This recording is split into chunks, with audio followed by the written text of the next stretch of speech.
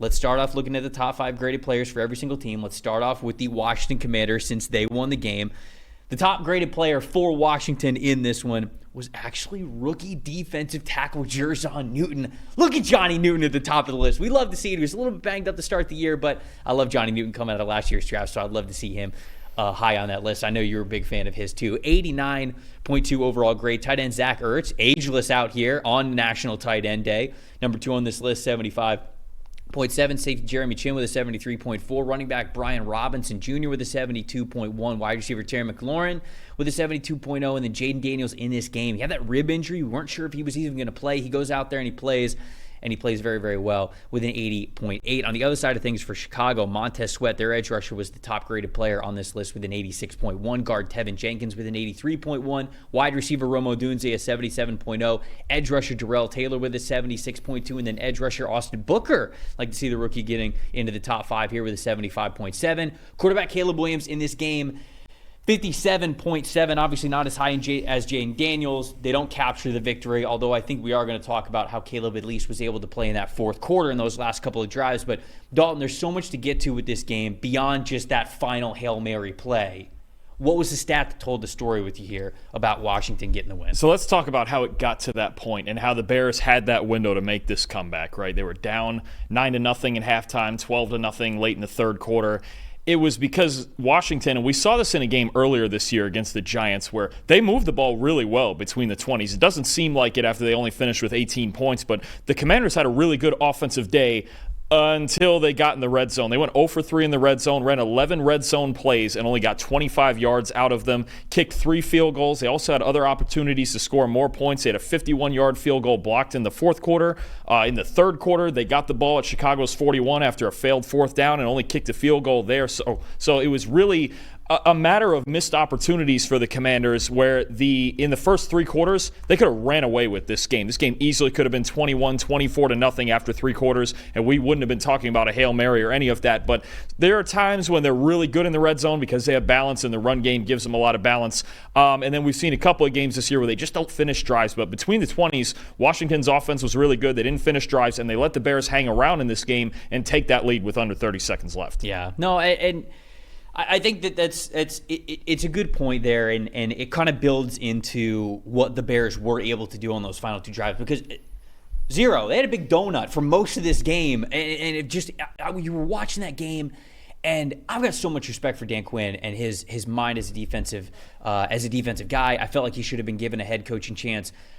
Before this, I was glad that he got it in Washington. I was a little skeptical. Okay, he didn't really have his players in there at the beginning of the season, but then you get to this point where they're starting to play some really good football together. And they were really able to take advantage of some of Chicago just not being ready for it, a road game for them. So that comes with its natural challenges anyways. But they really shut down that Bears offense for most of the game. Now, obviously, it got a little bit squirrely when you let up 2 touchdowns and you let them up top on the scoreboard with just about a minute left. But I think that when I look at the offense overall and why it felt like they could not move the ball for most of this game, I look at the offensive line as the main catalyst as to why. Caleb Williams was pressured on 20 of his 36 dropbacks, so more than half of his dropbacks he was pressured in this game. He was pressured on 10 of his 16 dropbacks when they had 6-man protection. They played 8 different offensive linemen in this game, so they were shuffling these guys in and out. Kieran Amagashi and Shelton, and their pass blocking grades were in the 30s for this game. I mean, it was not good enough for the Bears' offensive line. And we talked about this for a couple of different games specifically this season where it really feels like it's been an Achilles heel for them. It certainly was in this game. You can't have 0 points.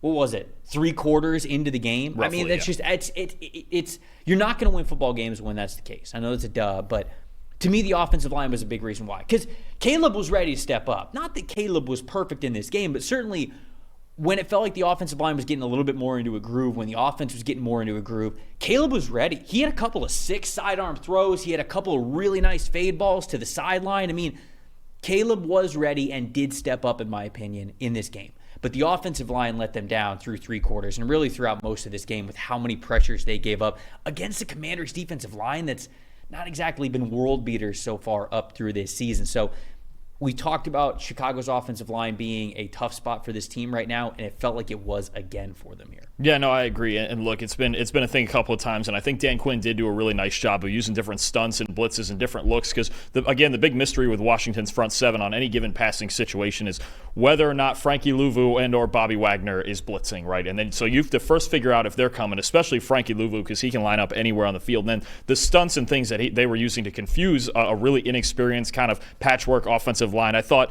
Dan Quinn did a great job of creating that pressure as well. But look, the Bears, you're right about this O-line. They need to be at least average. If they're average, we know Caleb Williams can make plays outside of structure. He did it in this game, but they can't give up pressure on more than half the dropbacks. It just for any quarterback, I don't care if it's Mahomes or Caleb Williams or Josh Allen or whoever it is that can make plays outside of the pocket, that's too much. So you're absolutely right. He was under pressure. He did have a good number of inaccurate throws, especially early in the game. I mean, he only had 36 passing yards through the first three quarters. Yeah. He actually doubles as my most disappointing because I do think there is an element of this where it is on him. He was off target with several throws, couldn't find a rhythm, especially within the pocket. He looked more comfortable in this game out of structure than in structure, and I thought that was how the Bears offense had improved over the last few weeks was he was better in structure, he was more in rhythm, but they weren't able to keep that rhythm, and he was off target even when he had it. Picked it up again in the fourth quarter, like you mentioned. When he had to have it, he made the plays he needed to, but they can't have stretches of games like this, and he can't have stretches of games like this where they're just not scoring at all or not moving the ball at all because we've seen it a handful of times this year already, especially in the first half of games. My most disappointing in this one is Bears offense coordinator Shane Waldron. It feels like he is not totally in rhythm as the offensive play caller for this team, and certainly yesterday I hated two calls specifically. Now I get it. Being an offensive play caller is harder than I think people on the couch watching TV of the game would realize. And so I don't always like going really hard at play callers because it is a tough job. I do understand that. But there were two calls that I think were major difference makers in this game that were Waldron's alone, at least it felt like, without knowing total behind-the-scenes context if somebody took those over. The first one is handing the ball off to an offensive lineman because you didn't have a fullback to be able to do it when you were at the goal line. And the offensive lineman who, guess what? He doesn't have all this practice taking handoffs and you know the ball's just going into his gut all the time. And it's a bobbled snap, a bobbled handoff. It immediately goes straight to the defensive line. Johnny Newton picks it up. It was a major play for the Commanders' defense, being able to get that takeaway on the goal line for Chicago when the offense was really rolling. To me, you're just outthinking it. You're totally galaxy braining that situation. Run the ball. Hand the ball off to the running back who trains to do this. And instead, you try to get way too cute with it, handing it off to the offensive lineman. Look, I understand, he's got more beef to him. When it comes to the goal line, size obviously matters. And so, but when you put that guy on the field, you do so as a blocker. You don't hand the ball off to, it's way too much of a risky situation. And why would you do that? And I felt like that was a major issue I had with the play call there. And then the other one, we're about, a little over a minute to go in the game. The Commanders are in field goal range, but they're still trying to score a touchdown here. They have 3rd and 5, and they just run a halfback draw with Caleb Williams. But you could tell Caleb wasn't running at full purpose. He was basically trying to get a couple of, almost as if they were setting up where they were kicking the field goal. And he gets 2 yards, and all of a sudden it's 4th and 3. It's also that play. It's also not one he's comfortable with. He can run, and he can run, and he's a good athlete, and it's usually the read option type of thing. But even at USC, you didn't see a whole lot of just designed Caleb Williams runs without some sort of option element to it. I don't know if it was a broken play or if that's the way it was designed. It is an odd call because that's not really Caleb Williams' strength. If that's it, and I don't really know what else the call would have been. Maybe it was Caleb panicking and he just goes, okay, I'm going to tuck it and run it. But if it really was a QB draw, to me, you're basically giving up a down. Because very clearly, Caleb didn't even have the mindset to convert there. You had 3rd and 5. 3rd and 5 is 3rd and manageable, man. Go get the first down. Call a play that actually has a chance to pick up the first down. You then put your back against the wall in 4th and 3. Like, I guess maybe you could have said to yourself, all right, well, we're going to get 4th and 1 or 4th and 2. Well, that didn't happen. And instead, you just completely burned it down. And obviously, it didn't come back to bite them entirely because they were able to score and go up on the scoreboard. But those are plays that... Well, at the help of a PI, too, on a ball that was way overthrown, that would not have been completed. On the 4th down call. And it's like, why are you making this harder than it needs to be? Why are you trying to hand the ball off to an offensive lineman at a fullback spot, which I didn't mention this when we talked about it, but when you are handing the ball off to a fullback, it is an accelerated handoff. You are accelerating everything. He's 3 yards deep. He's 3 yards. Right. He's right behind where the quarterback is. Like, it's not even a normal in-rhythm handoff. Why are you making it more difficult than it needs to be? And it felt like yesterday, especially down the stretch, Shane Waldron made it more difficult than it needed to be on his football team. And he's already received criticism earlier this year. But this past game to me was the one that really, really got me when it's like, okay, man, you're hurting your team actively here as the game's kind of winding down. It's tough for them right now because they're having a hard time creating explosives. Caleb Williams is the 3rd lowest graded passer in the league on 10-plus yard throws. So they're not creating explosives, and it feels like he has to be so perfect on every offensive play call because they're only getting, even in positive times, 8, 10, maybe 12-yard chunks at a time. They're not completing deep balls. They're not creating explosives. It's hard to be right on 12, 13, 14 play calls in a row, right? Especially when you have a rookie quarterback. So it is an offense that still needs to find its rhythm against better defenses, and this Washington defense is definitely getting better. And then you mentioned the coaching, too. There's been a lot of talk, obviously, about the defensive coaching and how the last 2 plays were handled. I think especially the out route right before the Hail Mary that just handed them 12, 13 yards. I mean, it's just a thing. Like, Jayden's got a good arm, but he's not throwing it 80 yards, right? I mean, just the entire bit of situational football there between the first goal line play and then that last 3 minutes. It's those are the small things that can win and lose you ball. Yeah, and I think a lot of people want to get on like Tyreek Stevenson, and we didn't mention Tyreek Stevenson here, who was.